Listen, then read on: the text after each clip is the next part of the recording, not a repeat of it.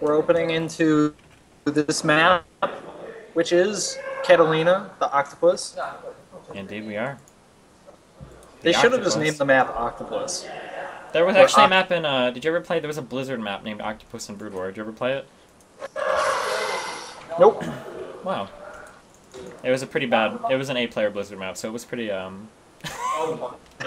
was pretty special. There was only one even symmetrical. It wasn't even a good map, but it was... Big Game Hunters? Yeah, that was the only map that was even close to being symmetrical. Sure, I don't know how comfortable I am with that, saying that map was symmetrical, but spawning in at the bottom right... the closest. Spawning in at the bottom right from Team IVD, we've got Apocalypse. Spawning in at the top, we have, from Team EG, our very own Chris HuK LaRanger. The most symmetrical 8-player map was Big Game Hunters. What boggled my mind is how that map was so popular for so long, and it's really very poorly designed in a lot of ways. But who cares about that? Let's talk about the octopus. Sure, Octopus. Take a look at him with that beautiful Destiny 1 symbol right in the middle. Oh, nice. The logo's right in the center of the octopus. Does that mean that the octopus is symmetrical around the center of the map? Oh no, because I think the logo is actually placed by the game creator. But I mean, it could, that not to say that it's not. It could be symmetrical. I don't actually know. I mean, the octopus doesn't look symmetrical at all. But we could say it's symmetrical. Wait a second. What? Octopus. Huh? Doesn't the oct mean 8? Why does he only have 7 arms? 1, 2, 3, 4, 5, 6, 7. Where's his 8th arm? Oh my god. This is a Septipus? Does sept mean 9 or does sept mean 7? I think it's... No, I think it's Septipus. I think that's right. It's... I can't believe that was overlooked. It's tri, so quad, pent, and then I think 6 is sex, and then 7 is sept, and then oct. Sept. Okay, yeah, so it is. So is this a septipus, or do you think that the tentacle is actually hidden behind the septipus's head, and he's an octopus? No, I think what happened is he started making the octopus and got to about the 5th arm and realized he didn't have enough room. He didn't want to go back and change it, so that's just how it is. So pretty standard opening from both players. I hate the. I hope something changes. We get the Reaper or something. I don't like that the. I always didn't like that in TVP the Reaper kind of forces both players into like the same opening every single game. You ever notice that?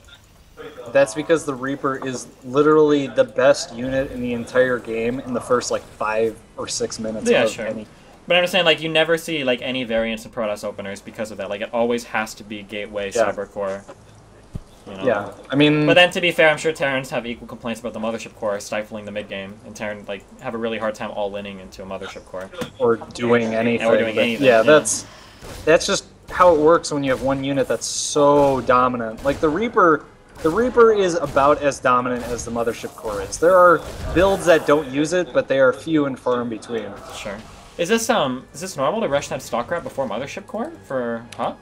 No, usually when you do this type of opening, you would also be getting a Mothership Core with it. You really...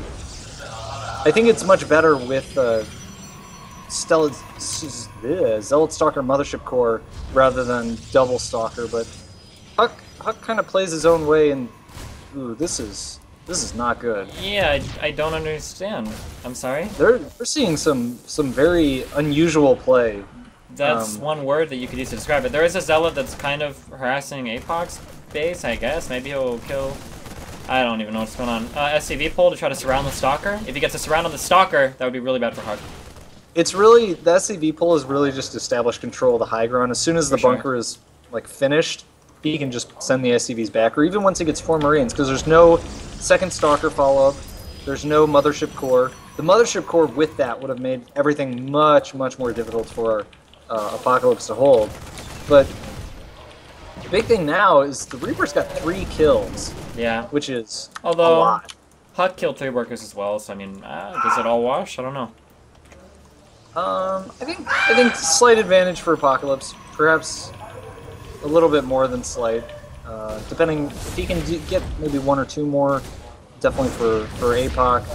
And actually, he gets 1 more. The Reaper is still alive.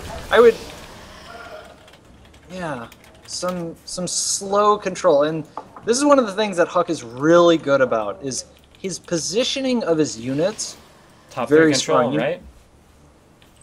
It's not really control though, because when I think top 3 control, I think micro, like splitting and like storms. Yeah, and, sure. force fields, reaction time.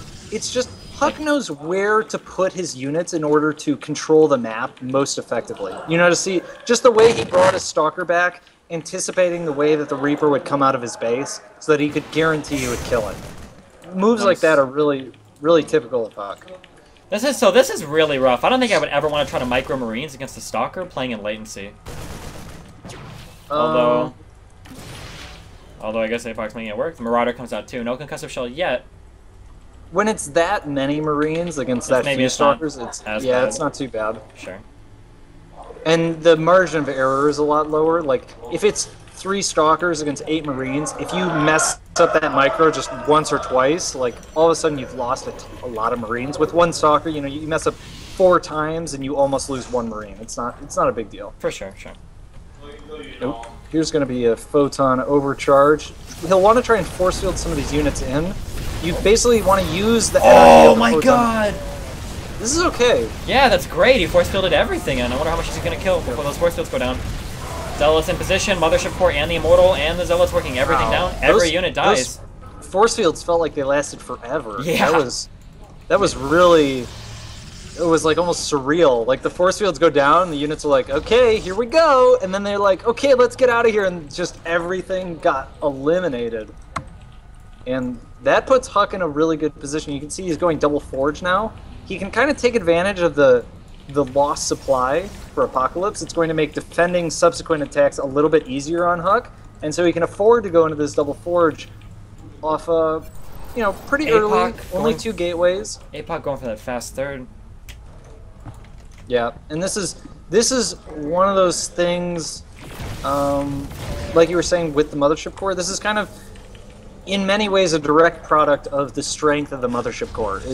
There's only like 1 build that people will do and 2 base off of. Almost everything else is going for that fast third, just because it's so easy for the Protoss player to defend 2 base aggression. And one of the ways that you can work around that is by getting a stronger economy, you can either overwhelm the Protoss with just, you know, more units, or you put them in the position like this economic pressure. It's like, well, my opponent now has to take a 3rd base or he's going to be behind economically, and that will lead to me being able to crush it. And a lot of that just comes down to the Mothership Core is really, really good at defending. For sure. Maybe a little bit too good. I think a much more interesting change would have been, I'm really surprised they cut the duration of the time warp in half. If they would have cut the photon overcharge duration in half, I think that would have actually been a really interesting change.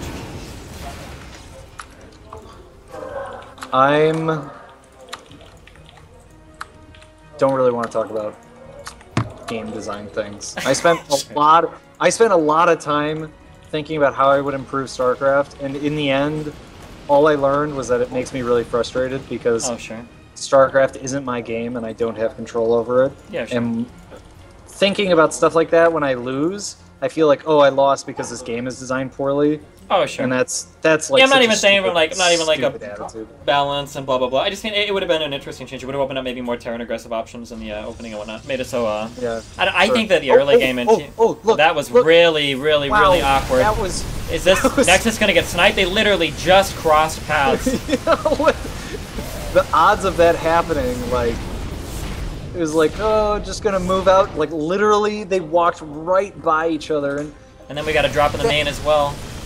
Yeah, and then this is all going to give some nice tempo to Apocalypse here. Putting some pressure on, while getting his 3rd base established, getting that extra economy. The drop in the main is going to be cleaned up with pretty minimal losses. Yeah, 3 Stalkers died for it. I mean, that was... Was it 3? Yeah. I thought it was only 2. Okay.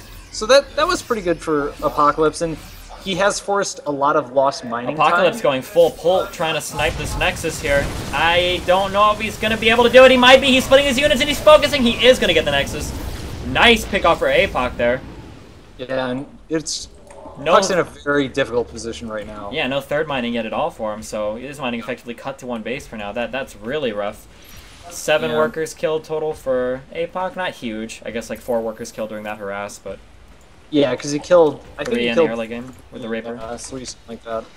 And no 2-2 started for HuK yet. That's definitely his next big upgrade move. But I think all of this pressure and the greatly reduced economy he has kind of delayed that. He's now getting 2-2s. And APOC has actually started his own 2-2. With Chrono Boost, APOC should be able to get his, or HuK's 2-2 will probably still be a little bit earlier than APOC's, but he's definitely not going to have like a big advantage. Sometimes in this matchup we see the Protoss player at 3-3 against the Terran's 2-2, and that is just not going to happen in this game.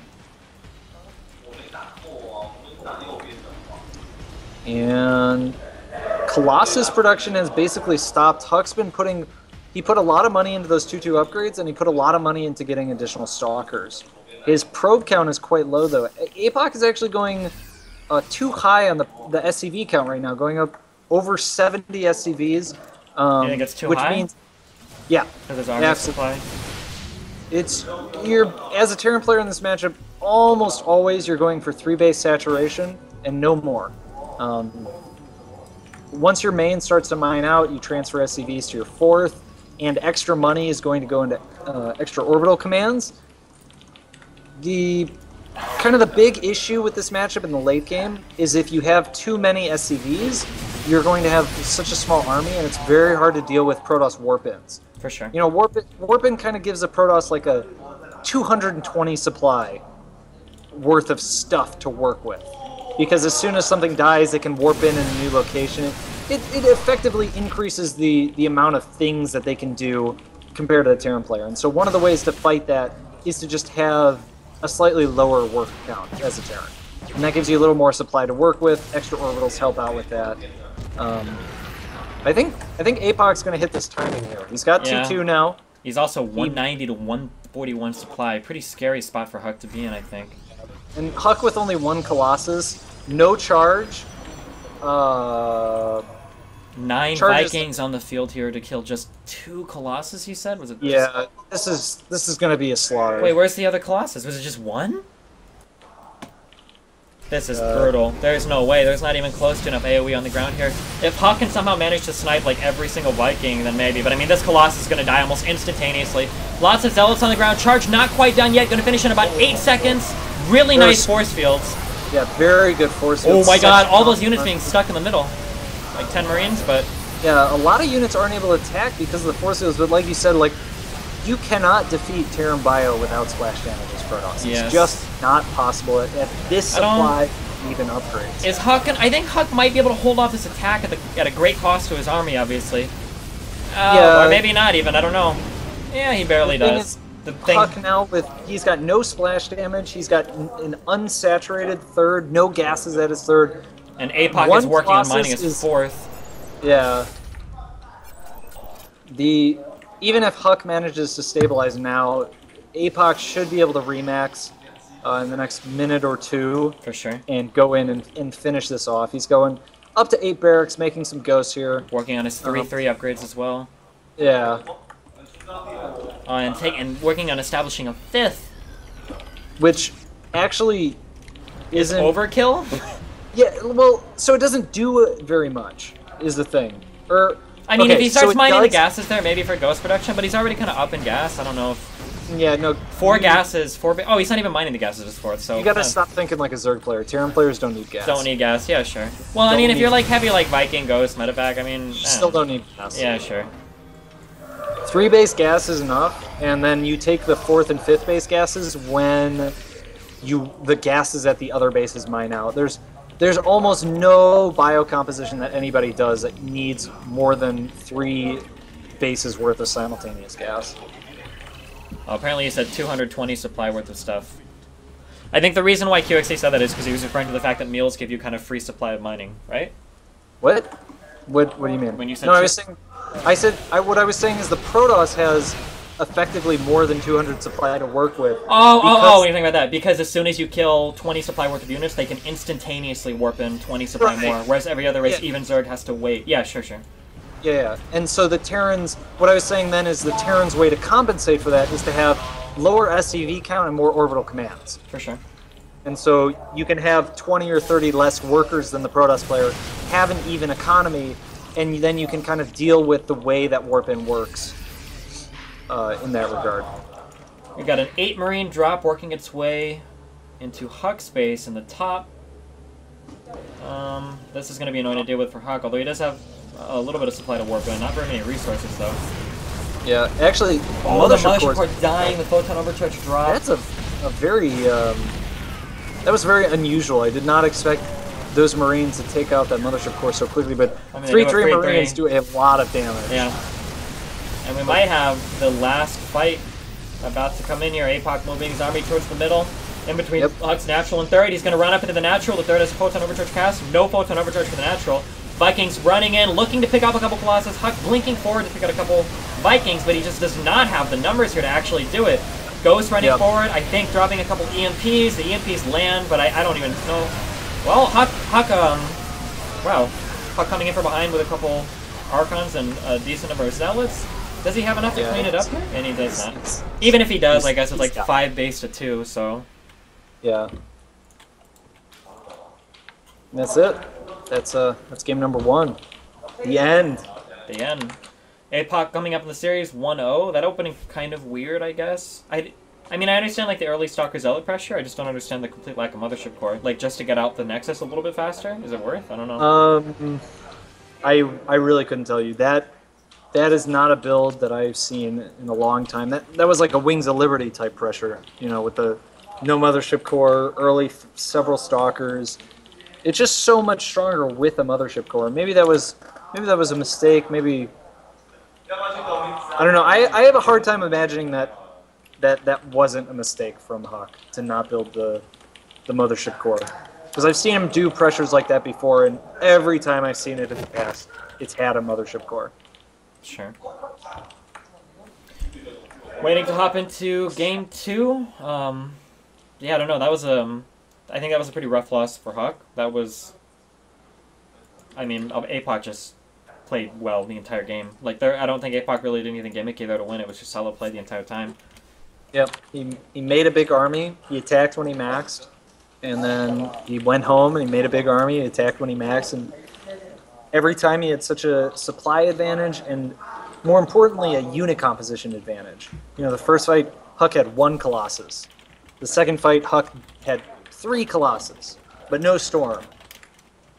Never had upgrade advantage. Yeah. I think he did get +3 weapons. I don't think he ever got the +3 defense, but...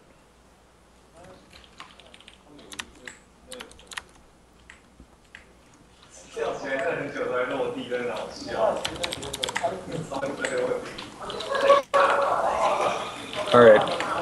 Can someone please distinguish between instantly and instantaneously? What's the difference? I actually don't know. Instantly and instantaneously? I would say they're the same word. Instantaneously versus instantly. Let's ask Google. The grammar. Oh, the first link is the Grammarphobia blog. Uh-oh. I think there's probably actual differences in the dictionary, but in terms of English speakers using those words, I think one of them has a slightly greater emphasis on something happening right at this moment. But I don't think it matters. Yeah, apparently the words are becoming almost the same. Instantly is virtually a synonym of at once, directly, and immediately, though perhaps the strongest of the 4. Instantaneously is applied to something that takes an inappreciable time to occur, like the taking of an instantaneous photograph. So I guess you could say, like, he instantly punched him in the face versus, like, he instantaneously died to the punch. Like, he died the second it landed, but then, like, the punch itself... It made... I guess, but I think if you care about that, you He instantly pulled his gun from his desk and he shot the guy running into his room, and the guy instantaneously died upon impact of a bullet to his brain. How about that? Is that too violent? Sounds great. I love it. Okay.